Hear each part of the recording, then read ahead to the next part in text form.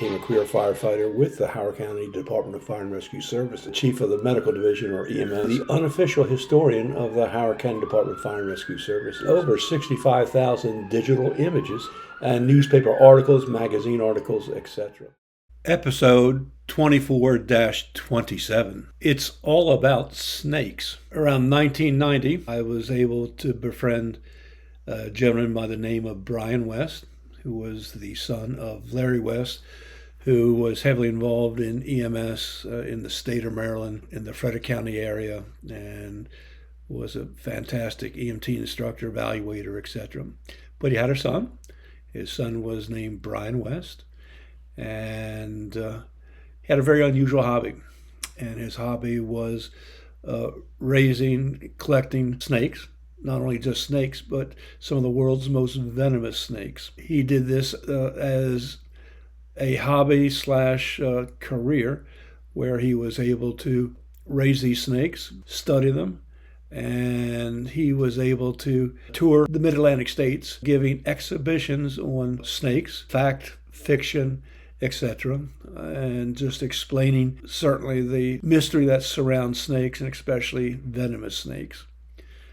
I was able to get Brian to come to Howard County Fire Rescue on several occasions to do his lecture on snakes, and particularly venomous snakes. He came twice and provided an excellent lecture.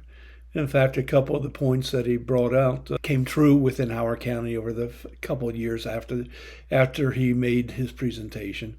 Where there were venomous snakes that were kept as pets by people in Howard County, and a couple of folks did get bitten by these venomous snakes in Howard County. I myself had previously had a close encounter with a venomous snake, a copperhead, on a brush fire, or mountain fire, I should say, in the Daniels area of Howard County. The fire itself was burning up a hill, had crested the hill, and I was assigned to go up to the top of the hill with an Indian tank to see what I could do to suppress the fire. Well, by the time I got to the top of the hill, I was beat, and I decided I'm going to take a rest. So I took my Indian tank off. It's a pump tank that holds about 5 gallons of water.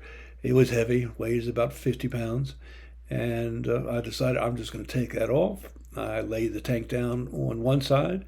I laid down in the ashes next to it, and was there for maybe 30 seconds when I happened to look to my left, and within a foot of myself, there was a copperhead.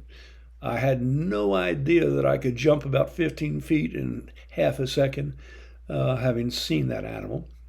When I cautiously came back over, what I did realize is that the snake itself had perished. The fire had burnt over top of him and killed him. However, it did not damage the skin, outer skin, etc. So it looked exactly like a copperhead. I used to pride myself in situational awareness, etc. But I laid down next to a copperhead and was, fortunately dead. Anyway, I digress. Brian was a very interesting fellow.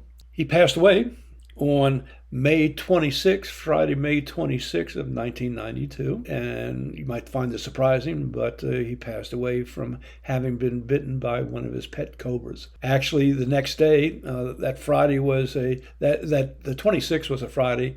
I had scheduled myself, Ken Brown, who was my co-instructor, EMS instructor in the county, and also a news reporter. We were actually going to go up to visit Brian at his house up in Thurmont the next day. And on that particular Friday, my alarm went off. My radio alarm went off, that it was 6:30 in the morning. I immediately woke up, and the channel that it was tuned to was a Frederick channel, and immediately the headline was Frederick County man bitten by cobra and dies, and they gave the name, and holy mackerel, that was a surprise. Very disappointing. Brian was a great individual, very enthusiastic about his hobby and the lectures that he gave. And there are many stories that he told me that at some other time I might share those with you. Anyway, the two videos that you're going to see here in a moment, the first was a TV production by Cable 15, which was the Howard County government TV channel, Channel 15. They had come out and they had done an excellent presentation on local snakes, and specifically local poisonous snakes, and gave quite a decent presentation on that on Cable 15, starring Brian West, who gave a detailed and very informative lecture demonstration. Immediately after that, I'll be showing a home video, not quite home, but I personally taped one of Brian's lectures. Now, what you'll see with this particular tape, it's unedited. It has a few stops and starts, etc., but it's unedited. But it's showing his presentation, his lecture on that particular evening. It was February, I don't remember the year, it had to be 91 or 92, but at Fire Station 8, the Bethany station. And we had a decent crowd in the station of people that came to listen to his lecture.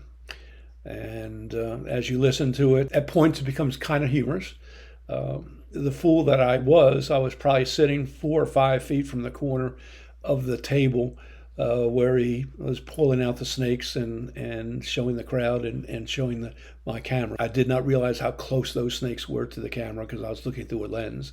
Afterwards, I was thinking, man, I was stupid. But anyway, so what we're going to look at right now, the first video will be of Cable 15, Howard County government channel, showing their presentation on poisonous snakes that do exist in Howard County and points west.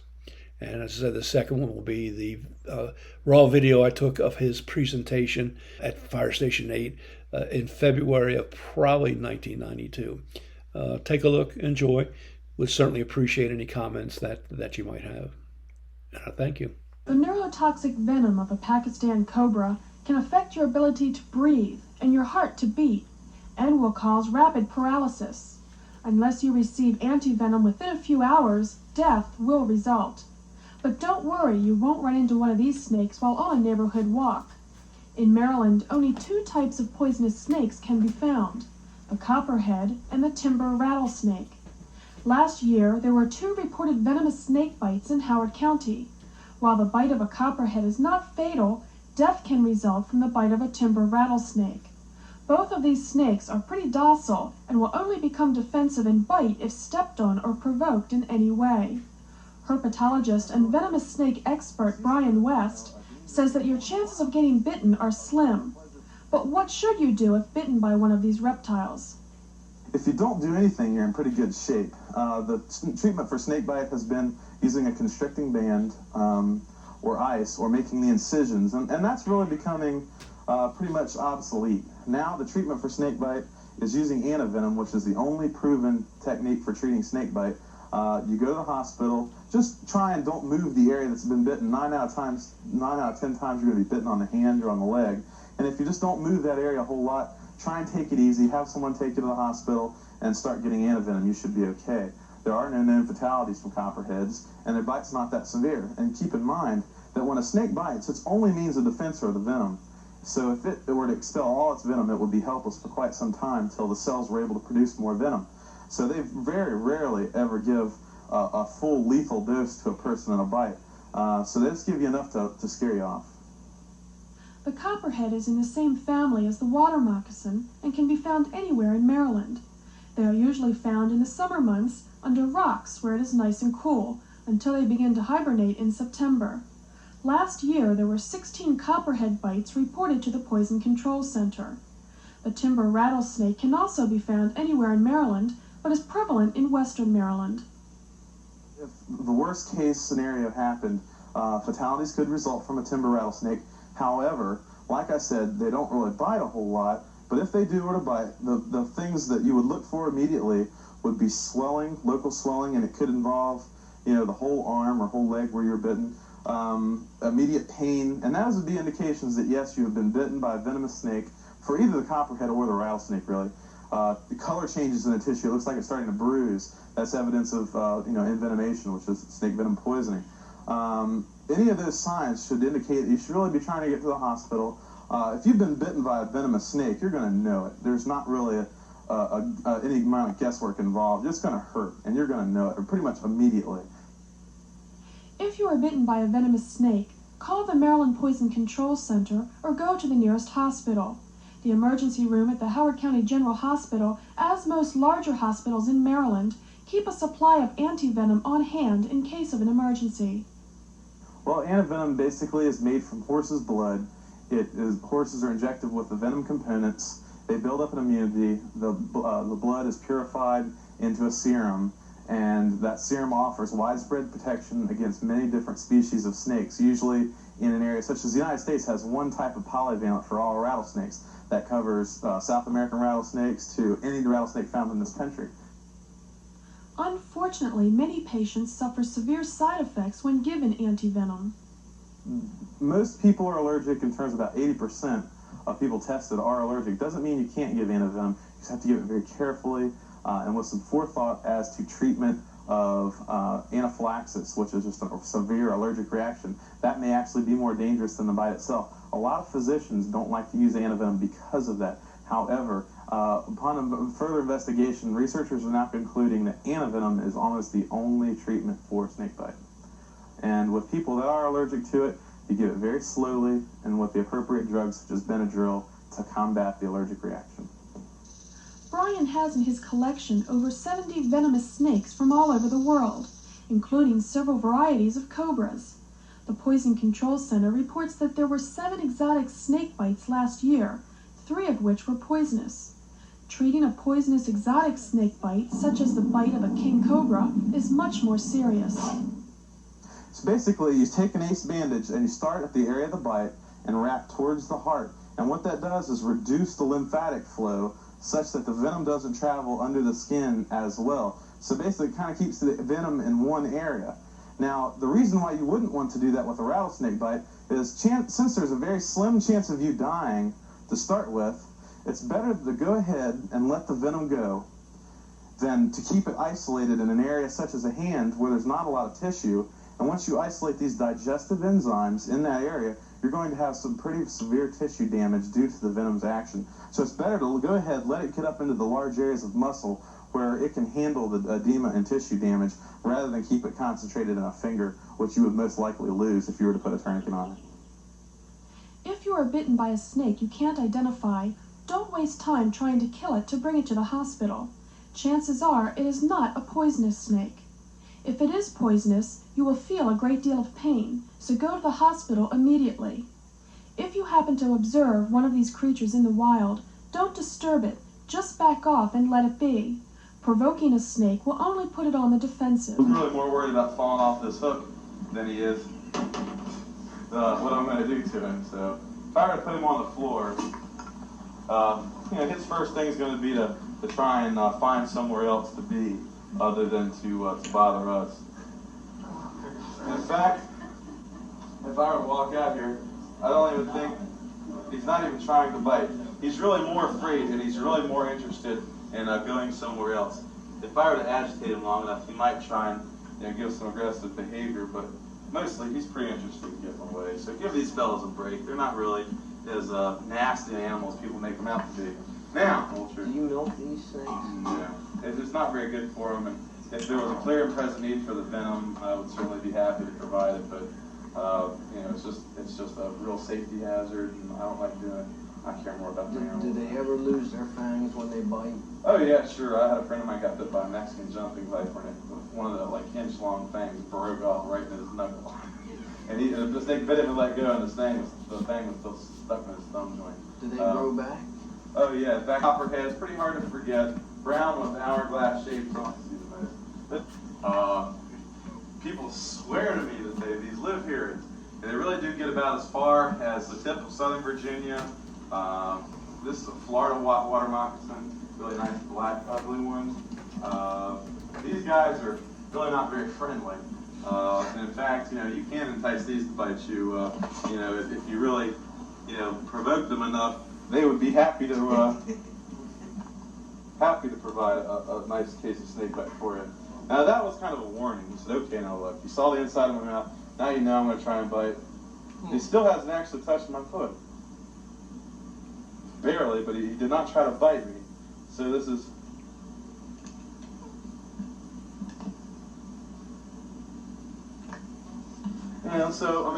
there you've seen one of the snakes with the worst reputation, and he's really trying to still, fend me off by frightening me.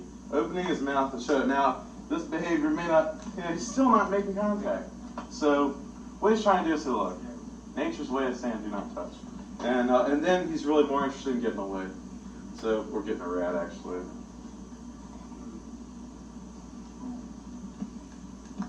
See, I mean, they are pretty fast. Sooner or later, I think he's overweight a little bit. Sooner or later, he is going to connect, and when he does, he's going to hang on. I could probably pick him up off the ground. So, I mean, hey, a couple of strikes and you're out. So if you tease these animals enough, sooner or later, they really are going to bite and hang on. So you don't want to be the best person of speed, uncontrollability. I did it. You guys can try. Snakes will make a liar out of every time. That's why I always bring at least a couple of rattlesnakes, because inevitably one of them will rattle. How about that guy?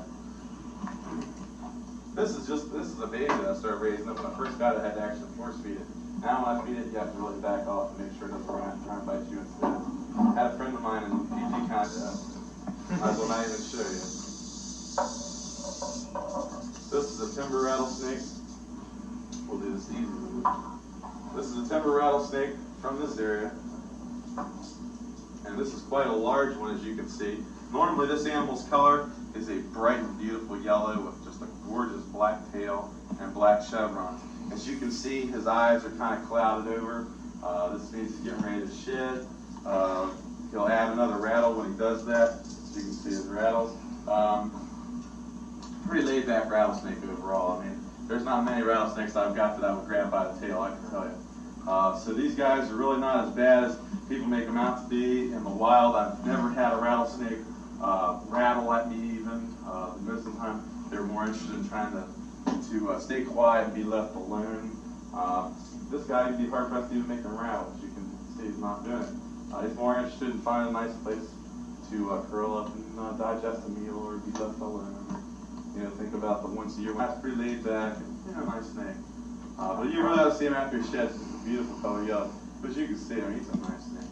How old is that snake? This is like 4 or 5 years old, this captive raised baby. So in the wild, it might take one 10 to 15 years to get this size. I've never caught one this big in the wild.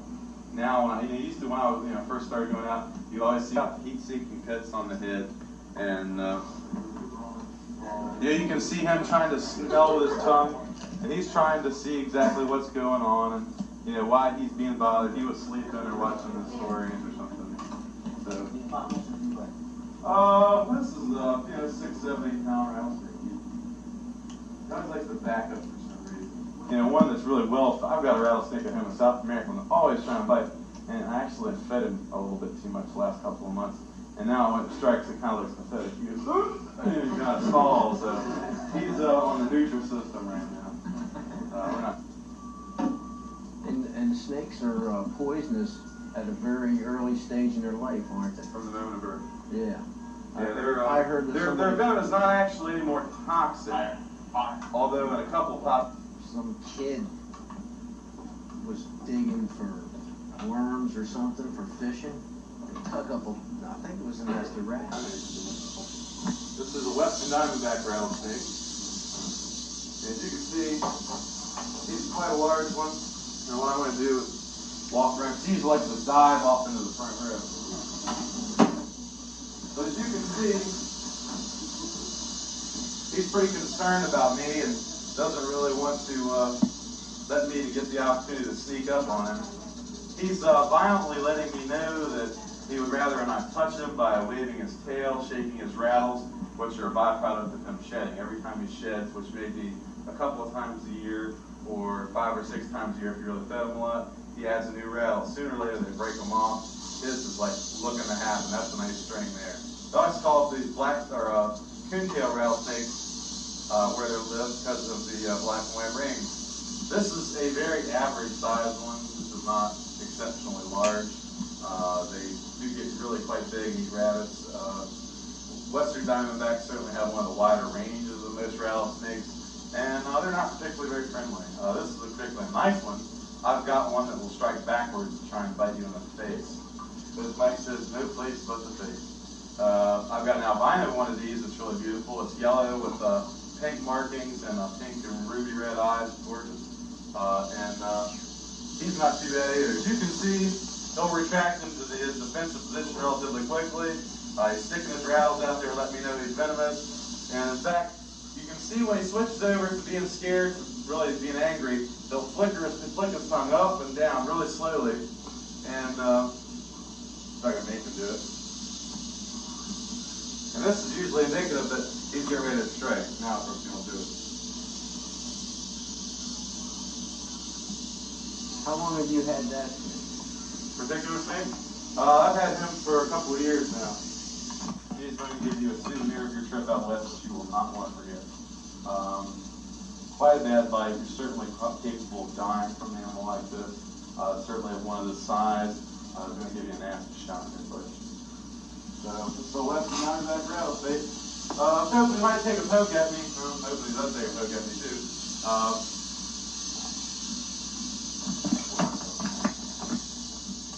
He got behind him, that's for sure.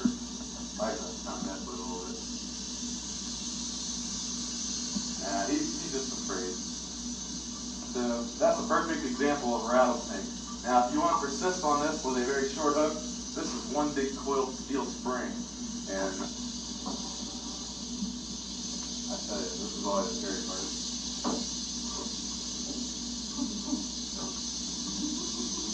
I was hoping he'd take a good shot at me so you can see him flop off the table. He really loves to do that. That's usually where you can hear people sucking for oxygen and scared to do You watch the hook then when I pick him up. So that'll give you an idea of how big a rattlesnake this is. They kill hundreds of these each year in Texas for the rattlesnake roundup. They use them to make souvenirs. These guys are quick too. That's a lightning. As you can see, this is a cobra. You don't usually have to tell people that.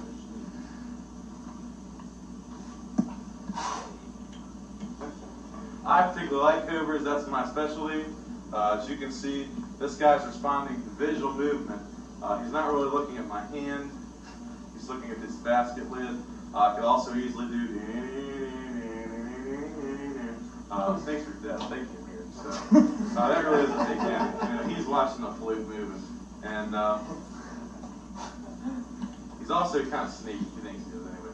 When he tries to strike, every time he strikes, he gets a little bit more out of the thing. So usually after about 7 or 8 of these, he's going to be on the floor. So yeah, just keep that in mind.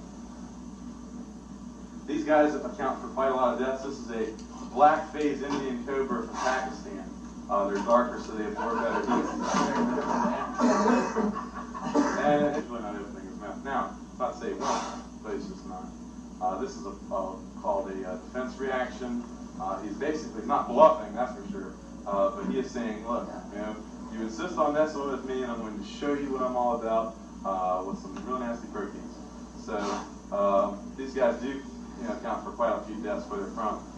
Cobras like to live where people do because the people have a lot of trash. People are pretty disgusting animals on the whole. We attract a lot of rubbish. So they're there to eat the rats that are caused by our lack of homelessness in some of these third world countries. Boy, he stinks. This is great. I really love Pakistan cobras because they're so cooperative. Aren't you? Over here. It's like he's got lungs. Got arthritis.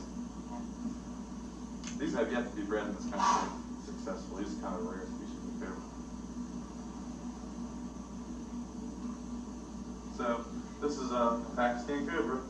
He's a great sport for doing this. It's nothing like bringing a cobra and it just looks like a big giant black snake because he doesn't want to throw hood. But see, he's going to follow me wherever I go. With his whole, he's just forcefully expelling out air. Like a do sometimes. Sometimes you can kind of stick that back in there. He likes to crawl underneath this stuff. That's a cobra for you. That's why I keep. That's why keeping cobras are so much fun. They're not really bright, I tell you.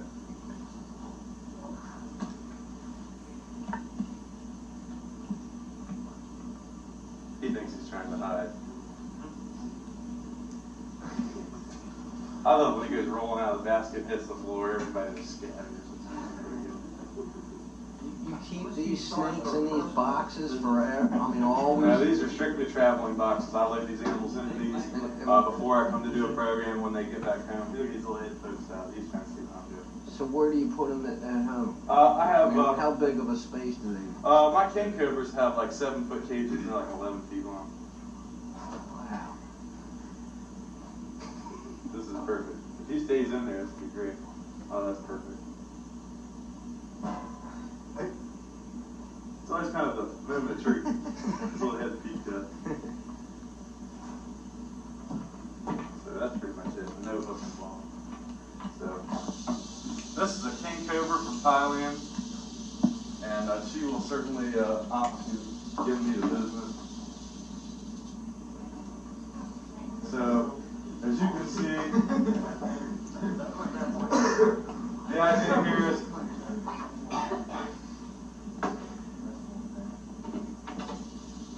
many of you may have seen Jake the Snake with his latest victim. He's got a Thailand king cobra that's been made venomoid, and I don't like to have a wall on my back, you know, it's like a bad position to be in or something. But as you can see, she's quite the animal. This is about a 9-foot female king cobra. Where you going now? I'm just taking her out so you can get an idea of what her overall length is.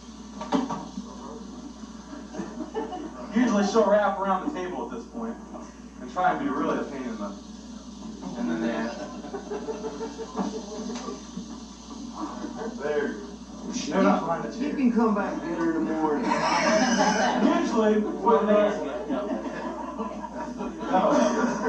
usually what it does though is wrap around the bottom of the table. So you have to let it go. If you keep trying to pull, they just keep trying to go in there worse. The one that chased me was 2 feet longer than this, and I actually went all the way out the front door of the house, which was a good 60 or 70 feet from where the incident first started. So, I'll tell you, it was quite the thing. These guys are getting shipped out probably within a week. I'm not going to work with kings anymore. I'm tired of proving every day that I'm bad or anything. I am, and I know it. I see no reason to prove it all the time. I hate this life. Oh, come on, you better than that. I still have two of these. And I was putting them together. You could touch one. God, it was a snake. That's all that king is not much smaller than this in length. Well, no, I just saw a snake. Just getting a little casual about it. That king coat really did scare me, man. I'll be the first to admit it. I'd be stupid if I said I wanted that to happen again. So what we're going to do now is try and get this big monster out of this box and stretch him across here and give you guys an opportunity to come up and meet a nice friendly reptile. Not the kind I was talking about. Have a little cooperation. Now what's his size? This is about an 11-footer. So picture a king cobra this size, and really does make my stories that much more interesting. How much does that weigh? This is probably 70 to 80 pound animal. He says it's more because he usually carries it. So it can be a struggle to move. We had one at Reptile World once that was 19 feet long and 8 goats, 60-pound goats. We finally did start sawing the horns off of them to make them easier to swallow. But 60-pound goats like your average second or third grader. And it really was quite a monster snake. It weighed 400 pounds. It was pretty good. Does he have his little claws on the back end? The spurs, yeah. Remnants of actual pelvic girdle. What I like to do I haven't really been able to tell much of a difference. Sometimes in breeding periods, the males seem to be kind of a little more active. Showing off. During the breeding times of the year, these guys tend to be a little more active in their cages. In temperament, no, I haven't really seen it. You can't if you really get down and look at the spurs. The females don't have the real evident spurs like the males do. We use a probe, and I think I may even have some. It's kind of interesting. This is how you tell. Yeah, they're quite interesting. Well, usually there's a block surrounded by a bunch of liquid. Do they get sick? Oh yeah, while I was gone to Winchester this past weekend, I had a smaller one throw up 3 rats, and it was the most foul, fetid, feral smell you can imagine. And it permeated the entire house. The wife called, something's dead. I don't know what it is, but it's nasty. So I'm going, please look around and find out what it is. God, I got a 2-hour ride, I'm sweating this out. So I get home and you can smell barked up rat. I mean, it's real obvious. And she's sitting on the couch eating potato chips, watching something, and you can smell this thing in the attic. You know, I said, God, how can you sit there? She said, hey, you get used to it. Oh, God. I opened every door and window. It was awful. But I was smelling snake puke for days. But yeah, occasionally they do get sick. If you have to have them treated, vets really don't like for you to show up with cobras and stuff at their office. They really freak. Do they really know what to do with them? No, They don't. I have no idea. Yeah, sometimes vets are real good about keeping papers that are written, and they'll try things that are suggested, but, you know, unless you deal with a reptile vet. Mike's told you probably already by now that my interests lie mostly in venomous reptiles. Do a lot of programs on venomous snakes, as well as some breeding efforts. You know, all my stocks now just get ready to be breeding science. Next year I should hope to get pretty lucky. I do a lot of programs for schools, special interest groups, pretty much into painting, really. Yeah, how many people keep them and stuff, just out of curiosity? Please use your remaining heartbeats wisely and not waste a single precious one.